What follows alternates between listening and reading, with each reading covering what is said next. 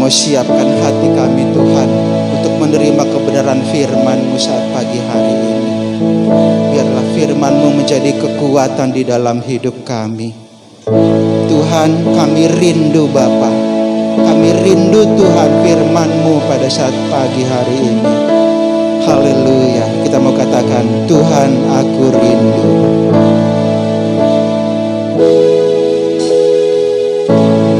Tuhan aku rindu.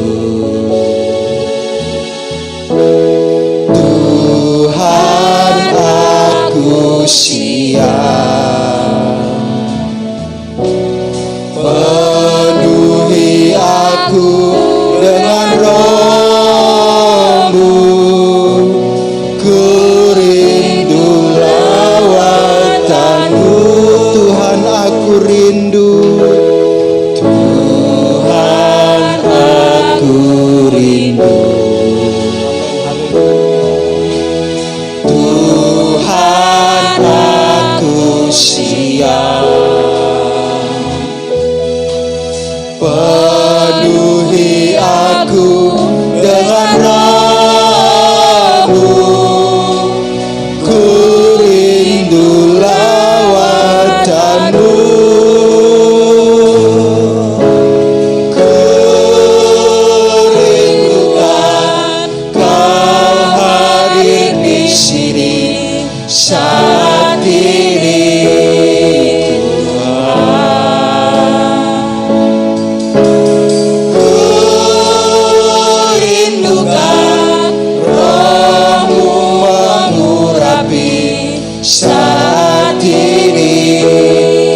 Sungguh-sungguh katakan, Tuhan aku rindu.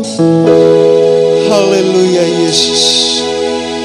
Tuhan aku rindu. Benar Tuhan. Ini yang menjadi pengakuan kami saat pagi hari ini. Kami rindu Bapa untuk menerima kebenaran firman-Mu saat pagi hari ini. Kami siap Tuhan. Haleluya, haleluya Yesus.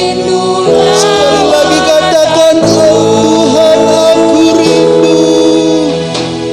Tuhan aku rindu. Haleluya. Tuhan aku siap.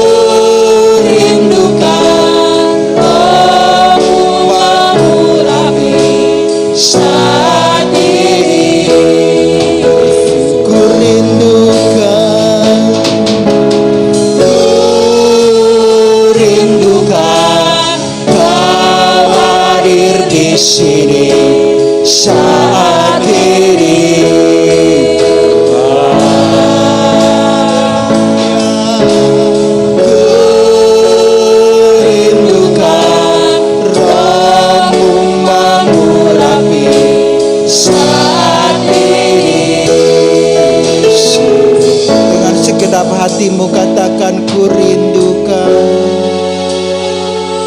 Haleluya, haleluya Yesus. Dengan segenap hatimu katakan, ku rindu Engkau Yesus. Haleluya, haleluya. Ku rindukan Roh-Mu mengurapi saat ini.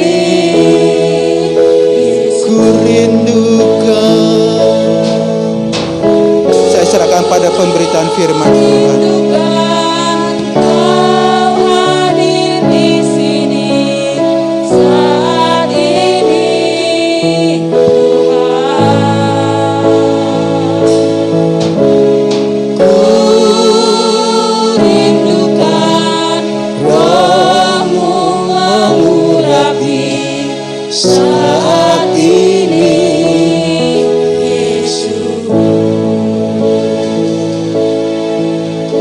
dengan penuh kerinduan. Kami datang kepadamu Tuhan, karena kami sadar kami banyak kekurangan, kami banyak kelemahan Tuhan. Dan Engkau berkata memanggil kami supaya kami mendekat kepada Tuhan.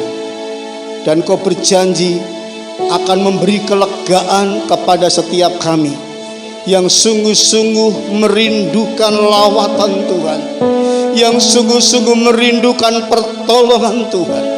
Karena sesungguhnya Engkau Allah yang berkenan untuk ditemui ketika kami datang dengan kesungguhan hati kami kepadamu Tuhan.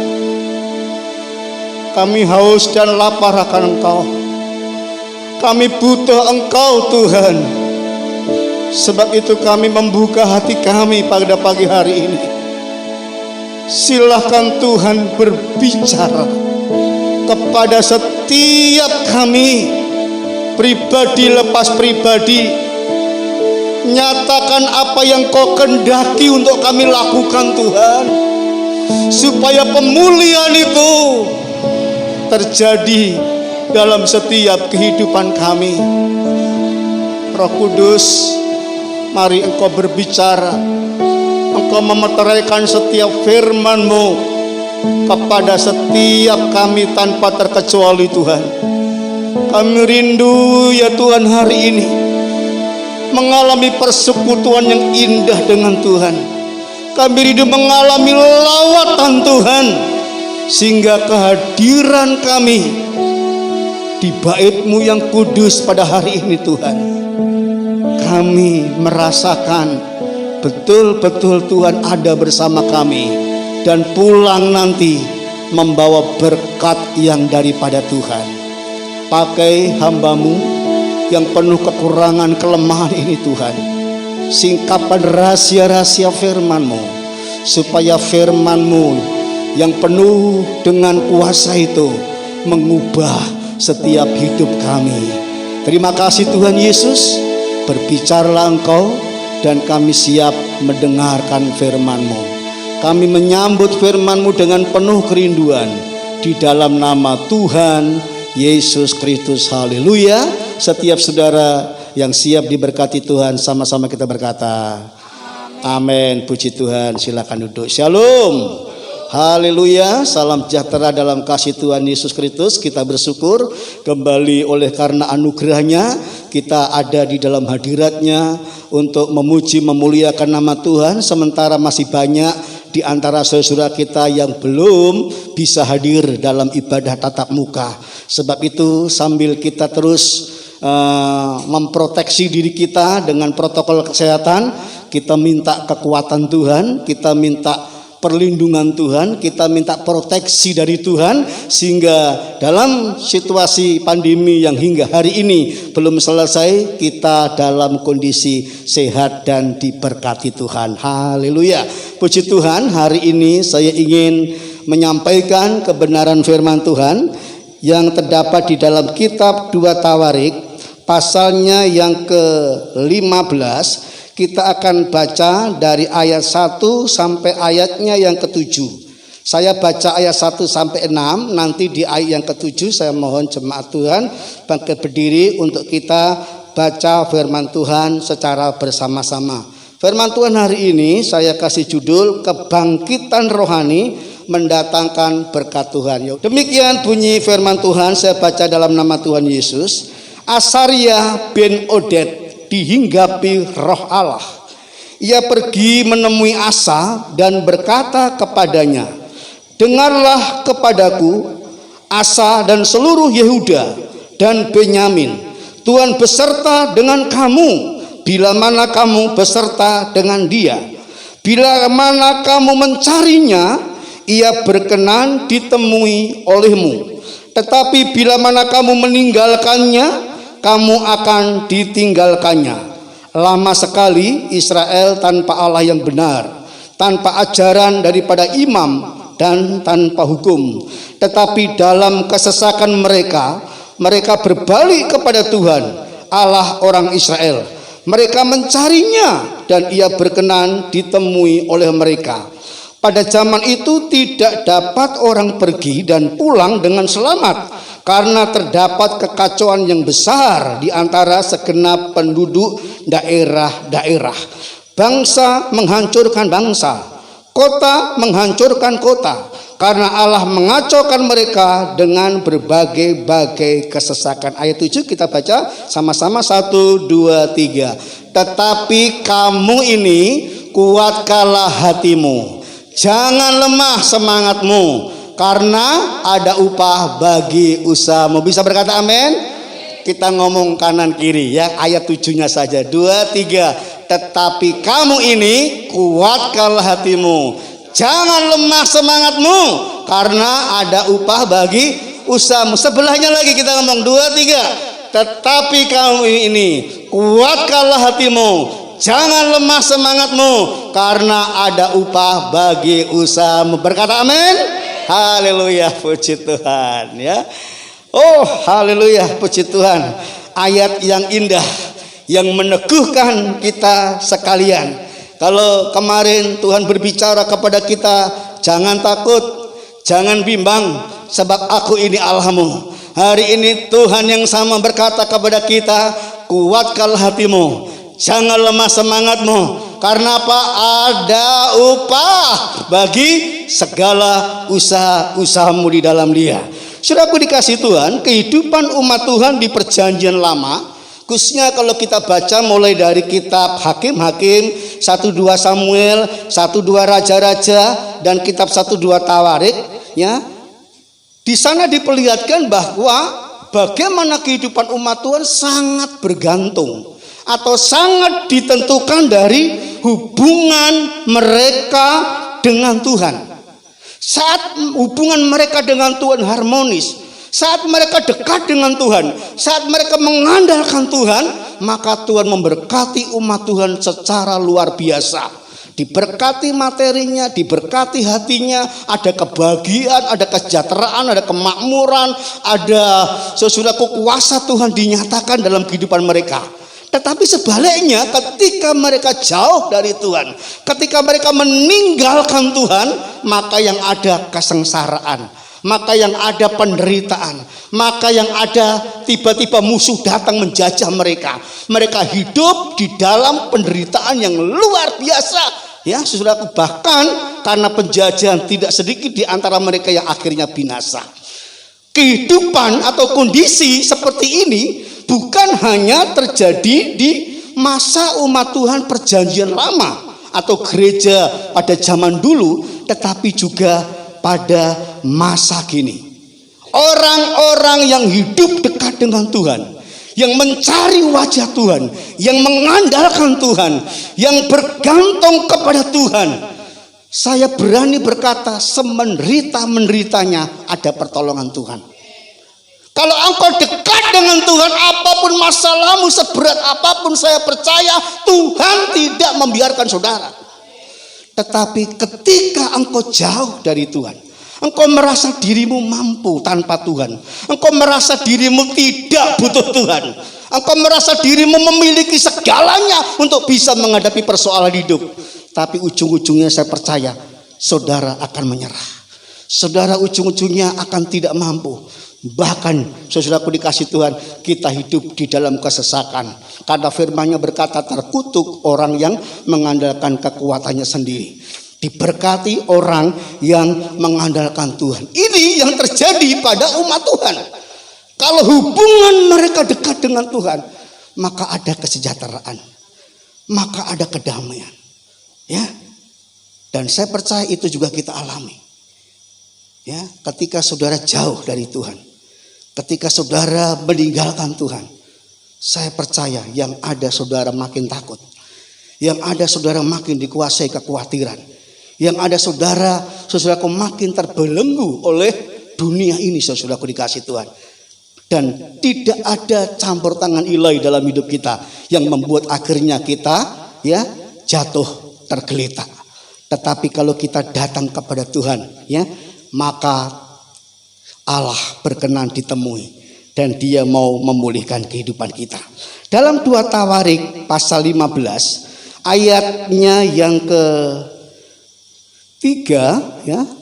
Di sana dikatakan lama sekali Israel tanpa Allah yang benar, tanpa ajaran daripada imam dan tanpa hukum ya. Dan itu yang menyebabkan kemudian dikatakan di dalam ayat berikutnya ya, mereka hidup di dalam kesengsaraan ya. Saya ulangi, ketika bangsa Israel ada dalam kondisi tanpa Allah yang benar, tanpa ajaran daripada imam dan tanpa hukum, maka Tuhan mengizinkan kesengsaraan, mengizinkan kekacauan terjadi, dialami dalam kehidupan umat Tuhan saat itu. Mereka hidup dalam kesengsaraan. Jadi yang menyebabkan kesengsaraan apa?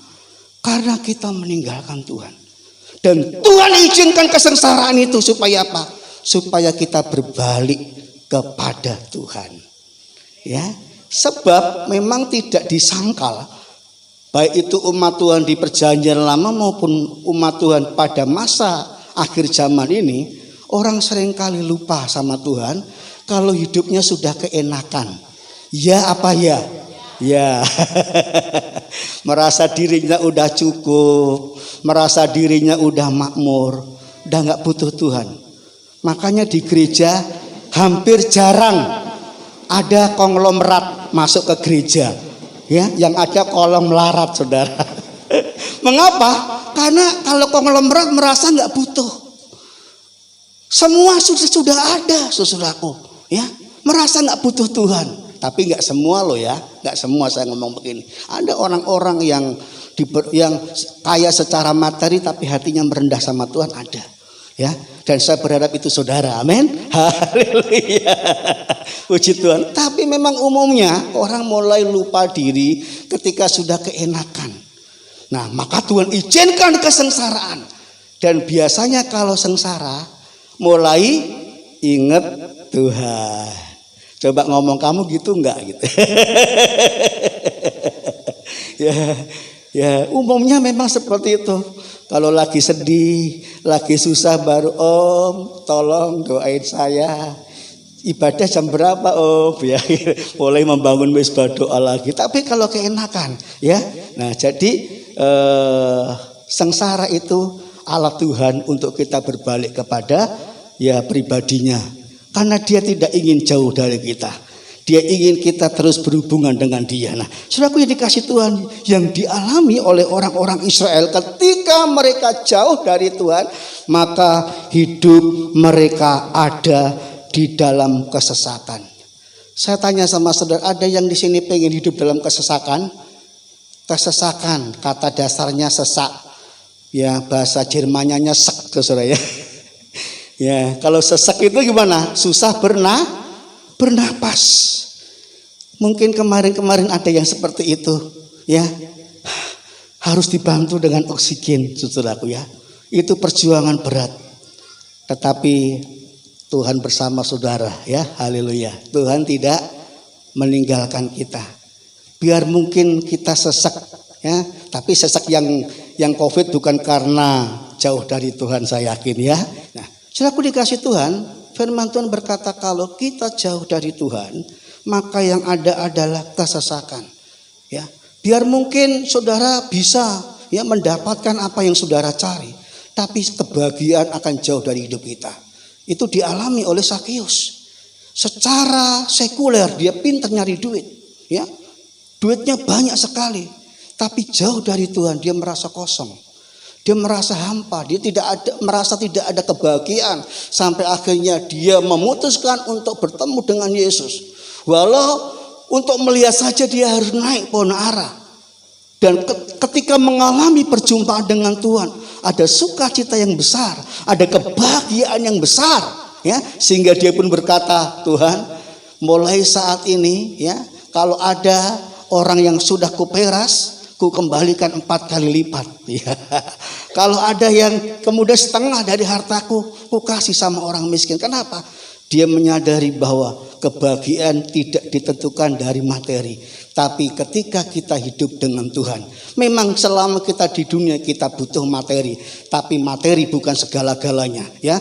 Tuhan bisa mendatangkan materi ketika kita hidup dekat dengan Tuhan. Amin. Haleluya, puji Tuhan. Bapak Ibu yang dikasihi oleh Tuhan Yesus Kristus, sebab itu mari kita jangan hanya berfokus kepada dunia ini. Biarlah kita memandang Tuhan. Kita terus berusaha untuk dekat dengan Tuhan. Supaya apa? Supaya kebahagiaan, kesejahteraan, kedamaian itu dinyatakan oleh Tuhan dalam kehidupan kita. Dalam Ulangan pasalnya yang ke-30 ayat yang ke-19, saudaraku dikasih Tuhan, di sana Tuhan menghadapkan pilihan, ya, kepada bangsa Israel atau kepada umat Tuhan. Saya baca demikian. Ulangan 30 ayat 19. Aku memanggil langit dan bumi menjadi saksi terhadap kamu pada hari ini. Kepadamu kuperhadapkan kehidupan dan kematian, berkat dan kutuk. Pilihlah kehidupan supaya engkau hidup, baik engkau maupun keturunanmu. Firman yang sama hari ini datang kepada setiap saudara dan saya. Aku memperhadapkan kepada saudara. Aku memperhadapkan kepadamu, wahai bapak-bapak, ibu-ibu, pemuda remaja. Pilihlah, apakah engkau mau memilih kehidupan atau kematian? Apakah engkau mau memilih berkat atau kutuk? Apakah engkau mau memilih kebahagiaan atau kesengsaraan? Pilihan Anda yang menentukan.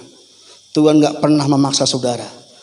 Tetapi kalau engkau memilih yang namanya kebahagiaan, engkau memilih yang namanya kehidupan, engkau memilih hidupmu damai, engkau memilih hidupmu tentram, maka engkau harus datang kepada Tuhan. Mungkin ada di antara kita yang selama ini terlampau sibuk dengan urusan dunia sehingga lupa dengan Tuhan. Akibatnya saudara mulai terpuruk. Akibatnya saudara mulai mendapatkan hajaran dari Tuhan, ya, berupa kesengsaraan, berupa kesesakan dalam hidup saudara. Artinya Tuhan masih sayang sama kita. Tuhan masih cinta sama kita. Mari kita datang kepadanya dengan kesungguhan hati, kita mencari wajahnya dengan bertobat lebih sungguh lagi. Saya percaya saudaraku dikasih Tuhan, pemulihan akan dinyatakan dalam kehidupan kita sekalian. Dalam 2 Tawarik pasal 15 ayat 7 yang tadi saudara baca bersama-sama, Tuhan berkata demikian, tetapi kamu ini kuatkanlah hatimu, jangan lemah semangatmu, karena ada upah bagi usahamu. Ayat ini berhubungan erat dengan hubungan antara kita dengan Tuhan. Banyak umat Tuhan pada waktu itu sudah lemah dalam mengikut Tuhan. Sudah tidak lagi menyembah Tuhan. Sudah tidak lagi memuji Tuhan. Mereka justru menyembah dewa-dewa. Mereka justru menyembah patung-patung yang bukan Allah, saudaraku dikasih Tuhan. Mereka meninggalkan Tuhan. Mereka membelakangi Tuhan.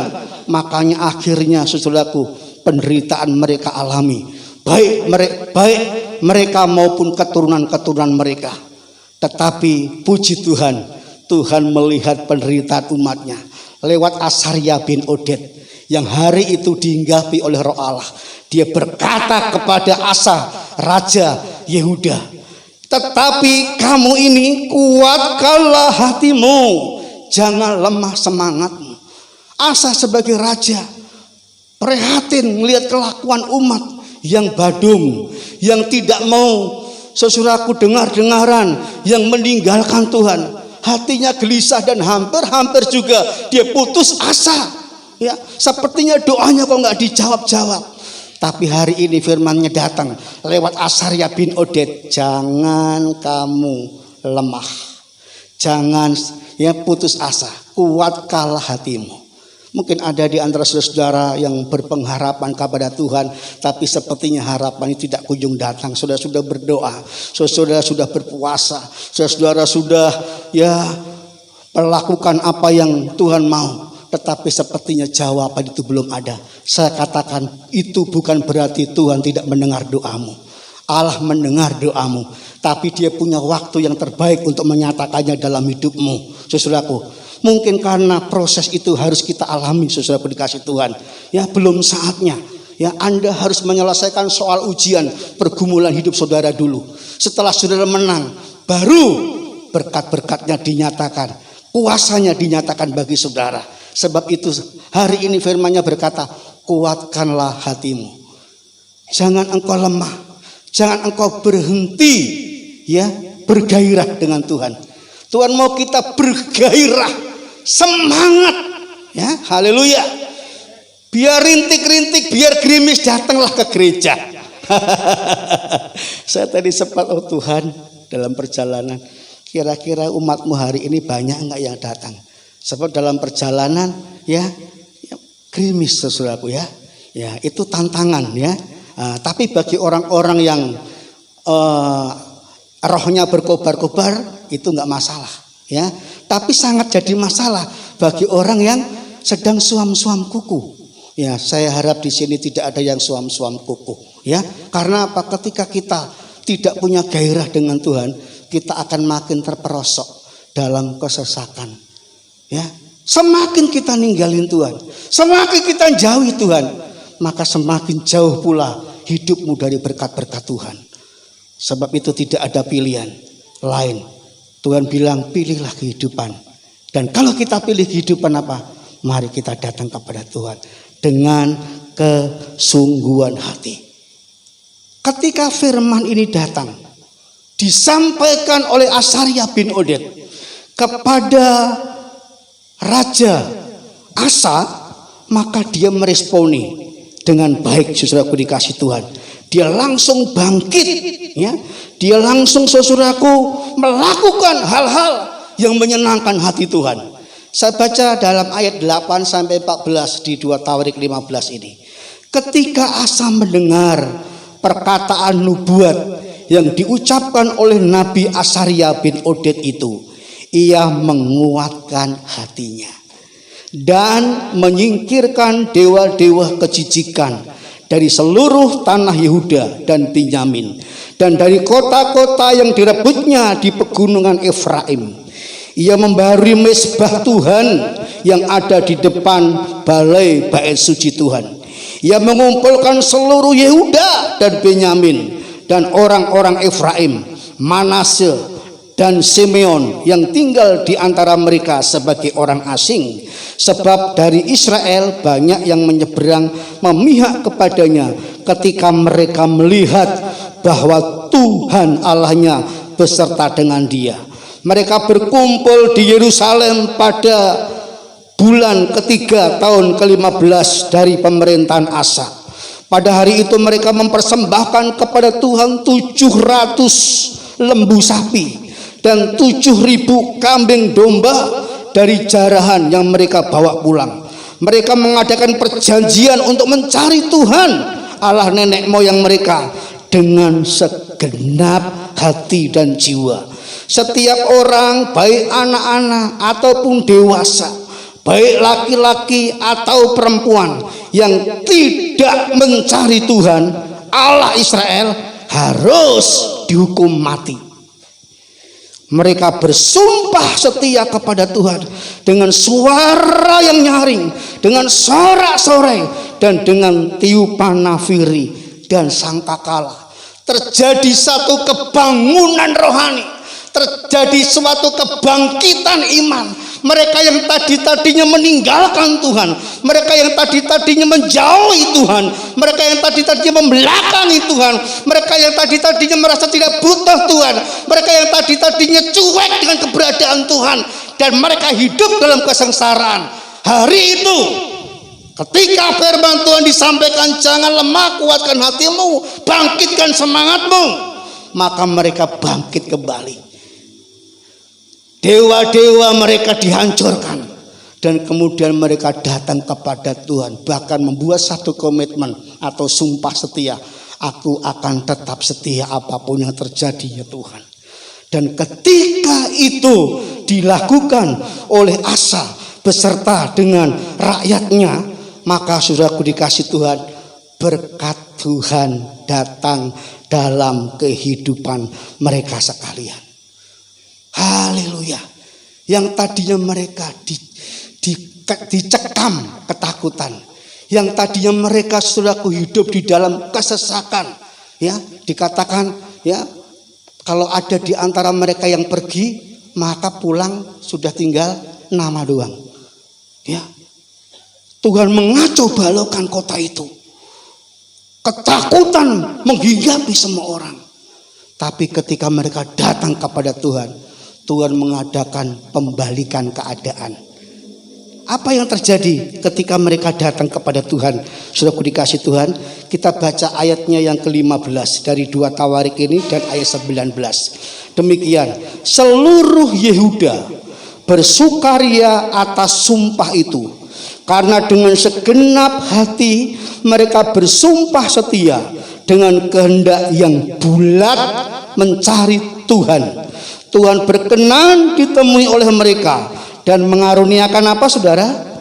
Keamanan kepada mereka di segala penjuru. Ketika mereka datang kepada Tuhan, mengakui dosa-dosanya, bertobat, dan mereka berhubungan dekat dengan Tuhan, mencari wajahnya, maka yang awalnya hidup dalam ketakutan, hidup dalam kecemasan, saudaraku, hari itu, mulai saat itu Tuhan memberikan sukacita. Mulai saat itu Tuhan memberikan keamanan, Tuhan memberikan perlindungan, kesejahteraan, kebahagiaan bagi umat-umat Tuhan. Di zaman pandemi di mana kita hidup sekarang, di mana banyak orang hidup dalam ketakutan, saudara jangan menjauhi Tuhan. Kalau ya orang berkata kita nggak boleh berdekatan satu sama lain, tapi kalau dengan Tuhan kita jangan berjauhan. Kita harus makin dekat, makin dekat, makin dekat lagi, ya. Seperti laguku, jatuh cinta padanya, tambah dan dalam dan tambah dan dalam lagi. Jangan tambal ban dalam, ya.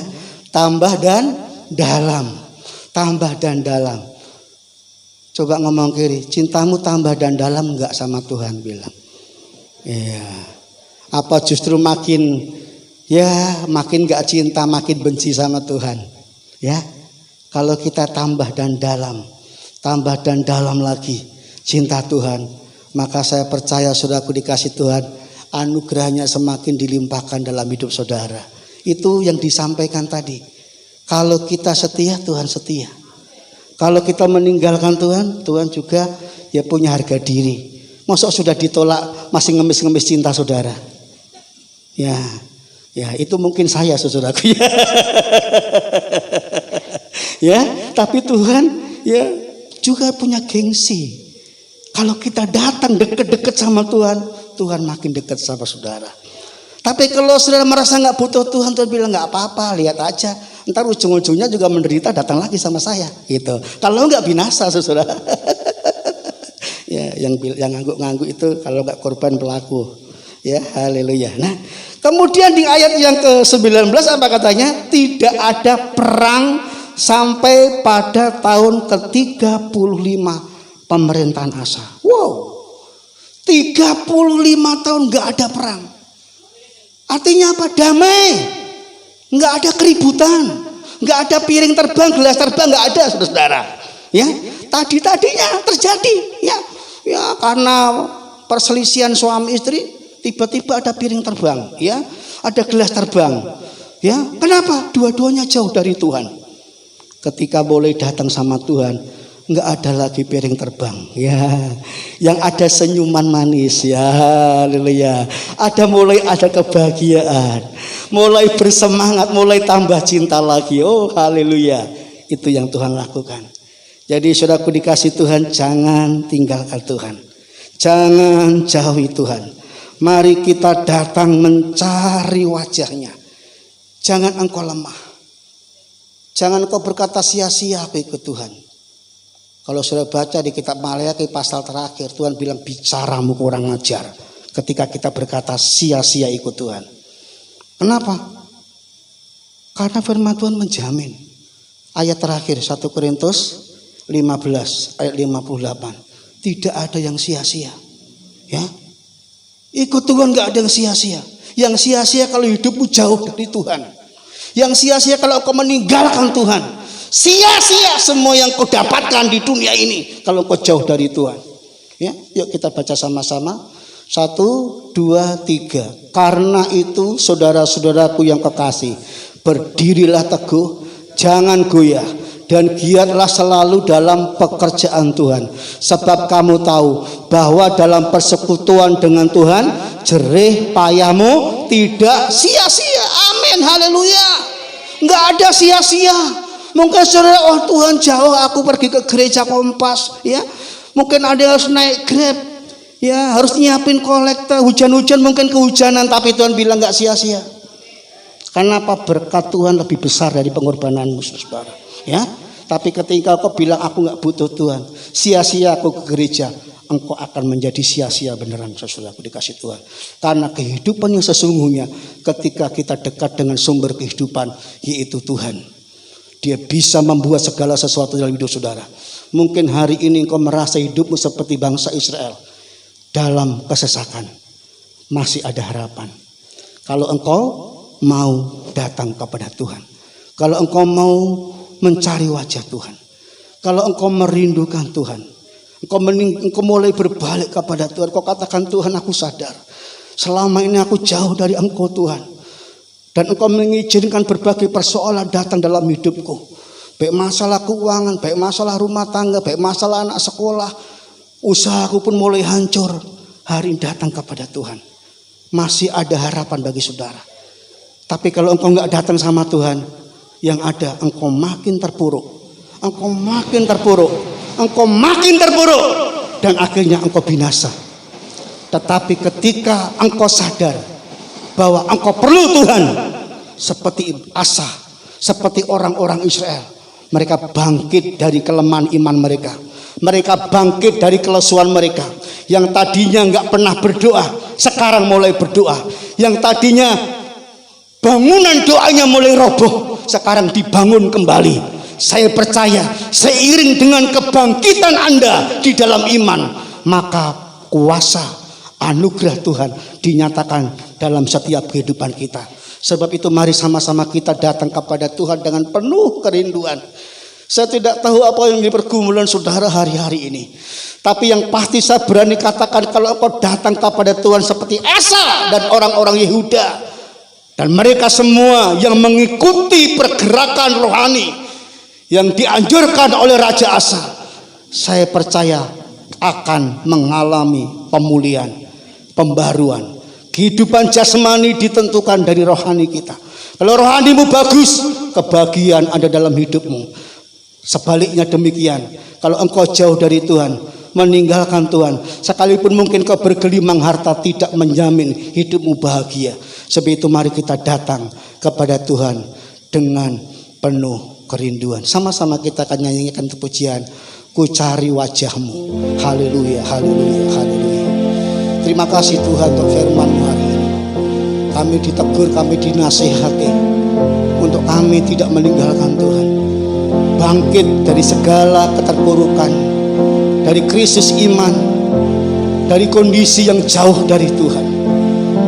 Ampuni kami Tuhan kalau selama ini kami merasa diri kami sudah hebat. Kami merasa tidak butuh Tuhan dan akhirnya kesesakan datang dalam hidup kami. Firman-Mu menyadarkan kami untuk kami kembali kepada Tuhan. Dan saya percaya ketika kami kembali kepada Tuhan, maka pemulihan Tuhan nyatakan dalam kehidupan kita. Kedamaian, kesejahteraan, kebahagiaan akan nyata dalam setiap kehidupan kami. Haleluya, haleluya. Katakan, ku cari wajah-Mu Tuhan. Ku cari wajah-Mu, temukan kasih-Mu. Kau bukan Tuhan yang jauh dariku. Ku